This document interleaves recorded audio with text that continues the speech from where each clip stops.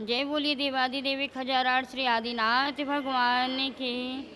अतिशय क्षेत्र सहस्कूट विज्ञातीत पर विराजे शांति के कर्ता शांतिनाथ भगवान के। देवादिदेव 1008 श्री मूलनायक चिंतामणि पारसनाथ भगवान, विश्ववंदनीय महावीर भगवान के। परम पूज्य राजचंद्र गणाचार्य गुरुवर 108 वीराग सागर जी महामुनि राज के। परम पूज्य भारत गौरव गणनी आरिका रत्न गुरुमा 105 विज्ञा श्री माता जी के। शेष नाम महामंडल विधान के।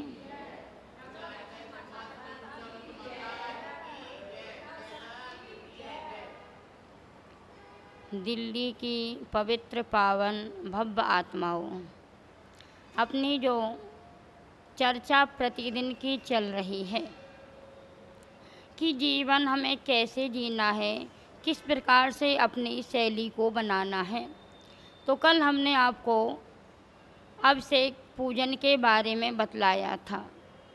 आज अपन को देखना है कि पूजा की जो द्रव्य होती हैं, तो पूजा की अष्ट द्रव्य ही क्यों कहीं, 7 द्रव्य, 9 द्रव्य, 10 द्रव्य, कितनी भी कह सकते, लेकिन 8 ही द्रव्य क्यों, इससे कम और ज़्यादा क्यों नहीं। तो आचार्य देव ने कहा कि जो 8 का अंक होता है, ये 8 का अंक संसार का भी प्रतीक होता है एवं मोक्ष का भी प्रतीक है, क्योंकि अष्ट अंग से सहित ही जीव संसार में होता है। अष्ट कर्म से युक्त जीव संसारी कहलाता है एवं अष्ट गुणों से सहित जीव सिद्ध अवस्था को प्राप्त मुक्त जीव कहलाते हैं, जो मोक्ष में विराजमान हैं। तो ऐसा मोक्ष का भी प्रतीक 8 का अंग होता है, क्योंकि सिद्धों के भी 8 गुण होते हैं और संसारी प्राणियों के भी 8 कर्म होते हैं, इसलिए संसार का भी प्रतीक है 8 का अंक। इसलिए 8 द्रव्य ही बतलाई हैं, क्योंकि हमें संसार से मुक्त होना है। 8 कर्मों से रहित होने के लिए सिद्धों के 8 गुणों को अपनाना है, इसलिए 8 द्रव्य से पूजा करना बतलाया। अब श्रावक को अष्ट द्रव्य बतलाई। आप लोग कहते माता जी भाव पूजा कर लो, तो क्या दिक्कत है। अष्ट द्रव्य किसके लिए बतलाई, श्रावकों के लिए कि साधुओं के लिए, श्रावकों के लिए। तो आप लोग द्रव्य पूजा के अधिकारी हैं। भाव पूजा का अधिकारी जो त्यागी होता है, जिसने घर त्याग दिया है, साधु बन गया है, महाव्रती है, या फिर कोई तिर्यंच आदि है, या कोई सूतक पातक वाला है, या कोई असाध्य रोगी है, या फिर जिसने सब कुछ संपूर्ण वस्तु त्याग कर दी, ऐसे व्यक्ति ही भाव पूजा के अधिकारी हैं। शेष श्रावकों के लिए द्रव्य पूजा ही बतलाई है। अब आप लोग अपना आलस प्रमाद छिपाने के लिए कह देते माता जी भाव पूजा कर लेंगे। अगर आप त्यागी हो, या फिर आप सूतक पातक वाले हो, या बीमारी से सहित हो, तो आप भाव पूजा करो। या फिर अंगहीन हो, आपकी यदि एक उंगली कम है या अधिक है, अंगहीन है, अधिक अंग अधिक हैं, तो फिर आप द्रव्य पूजा ना करें, भाव पूजा करें। लेकिन आप 8 अंगों से सहित हैं, निरोगी काया वाले हैं, आप उच्च गोत्री हैं और आप संपूर्ण परिग्रह से सहित हैं, तो आपको अभी अष्ट द्रव्य से ही पूजा बतलाई। 8 का अंक आपको कर्मों से रहित करने वाला है, इसलिए 8 द्रव्य बतलाई हैं। अब इन 8 द्रव्यों का क्रम क्यों कहा, क्रम से ही 8 द्रव्य क्यों बतलाई। नहीं तो आप पहले कभी जल चढ़ाने, बाद में फिर आप चंदन चढ़ाने के बाद नैवेद्य चढ़ा दो, पुष्प चढ़ा दो, फिर बाद में कभी फल चढ़ाओ, फिर पहले कुछ भी चढ़ा सकते। क्रम क्यों बतलाया, पहले जल, चंदन, अक्षत, पुष्प, नैवेद्य, दीप, धूप, फल, एक क्रम क्यों।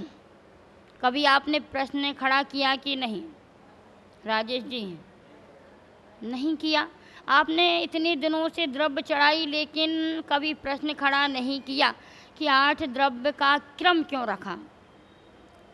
तो आचार्य देव ने कहा है कि हमारे जो पूजा होती है, ये पूजा पंच कल्याणक का रूप है, अर्थात जो एक देवों के द्वारा साक्षात तीर्थंकरों का पंच कल्याणक किया जाता है वो उत्कृष्ट पंच कल्याणक है।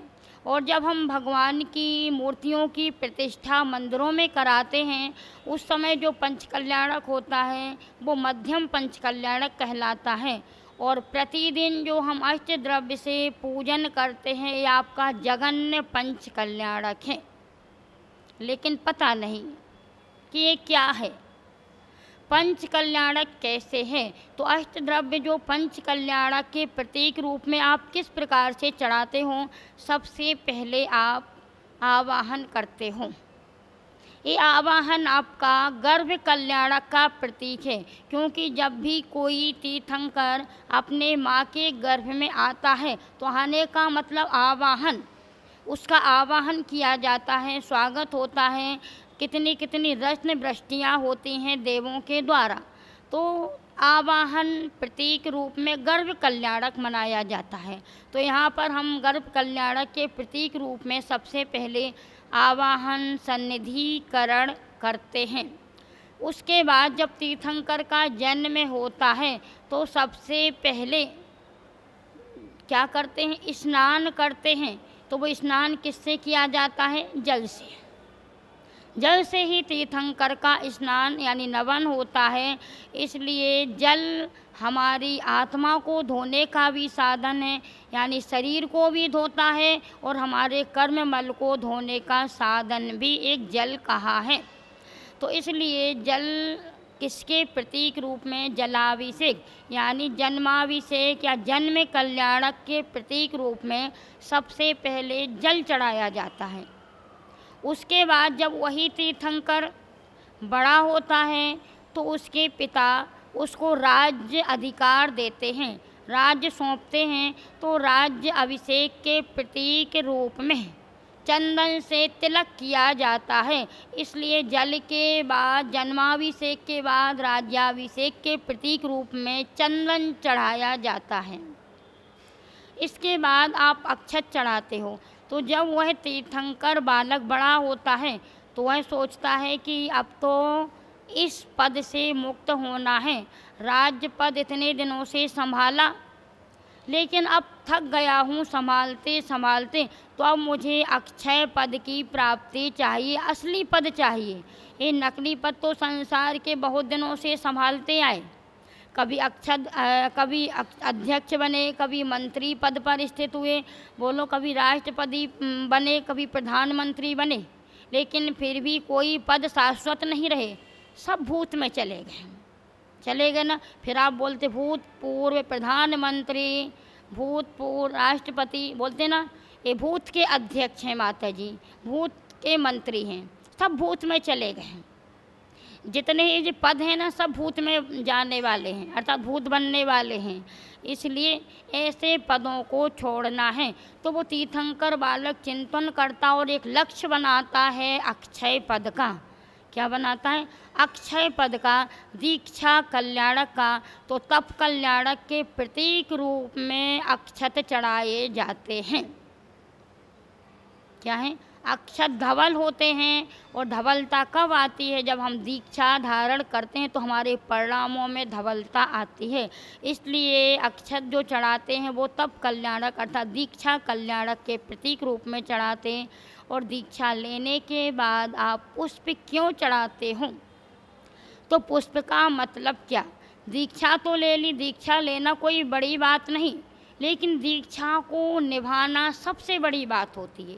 नियम तो कोई भी ले सकता, छोटा सा बालक भी नियम ले लेता, लेकिन नियम को निभाना बहुत बड़ा काम होता है। मंदिर कोई भी बनवा सकता, मंदिर की सुरक्षा रखना सबसे बड़ा काम। बच्चों को जन्म भी हर कोई दे सकता, एक जानवर भी दे लेता, लेकिन बच्चों को संस्कारवान बनाना सबसे बड़ा महत्वपूर्ण काम होता है। इसी प्रकार से दीक्षा के बाद अब तीर्थंकर को क्या करना है, तो दीक्षा लेकर के संयम धारण करके आचार्य देव ने कहा कि सबसे पहले आपको अपनी इंद्रियों पर कंट्रोल करना। 5 विषयों को निरोध करना। और 5 इंद्रिय में सबसे बड़ी आपकी इंद्रियां हैं, 2 इंद्रियां खतरनाक।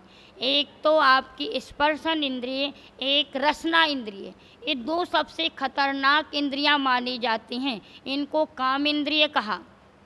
क्या कहा? समय सार में आचार्य कुंद देव ने इन 2 इंद्रियों को काम इंद्रिय कहा है, क्योंकि इनको बस में करना सबसे टेढ़ी खीर होता है। अगर ये 2 इंद्रियां आपकी बस में हो गई तो शेष तो अपने आप हो जाएंगी। आपको देखना, सुनना, सूंघना इतना मायने नहीं रखता जितना आपको खाना और एक पहनना ओढ़ना स्पर्शन इंद्रिय का विषय है। ये 2 इंद्रियां सबसे ज़्यादा आपको परेशान करने वाली हैं। तो इन 2 पर कंट्रोल करना सबसे पहले आपकी स्पर्शन इंद्रिय है। स्पर्शन इंद्रिय के निरोध हेतु काम बाण विध्वंसनाय पुष्पम निर्पवामिति, अर्थात काम इंद्रिय को सबसे ज़्यादा प्रिय होता है पुष्प। आप सभी को पता है, जब आप लोग क्या क्या मनाते हो, 14 फरवरी को मनाते ना, तो पुष्प ही एक दूसरों को देते हो। एक काम इंद्रिय का विषय है। किसका? काम इंद्रिय का। तो ऐसे काम इंद्रिय पर कंट्रोल करने के लिए सबसे पहले पुष्प चढ़ाया जाता है। जो हमें प्रिय है वही त्याग कर दो, उसी को छोड़ दो। तो इस प्रकार से काम इंद्रिय के विषयभूत को छोड़ने के लिए, उस पर कंट्रोल करने के लिए पुष्प चढ़ाया जाता है। उसके बाद नैवेद्य, जो आपका भोजन अनादि काल से चल रहा, फिर भी आप तृप्त नहीं हो पा रहे। क्या है? अनादि काल से पेट भरा, फिर भी प्रतिदिन खाली का खाली, फिर भी भर नहीं पाया। तो इस क्षुधा रोग को नष्ट करने हेतु आप क्या चढ़ाते हो? नैवेद्य चढ़ाते हो, ताकि हमारी क्षुधा नष्ट हो जाए।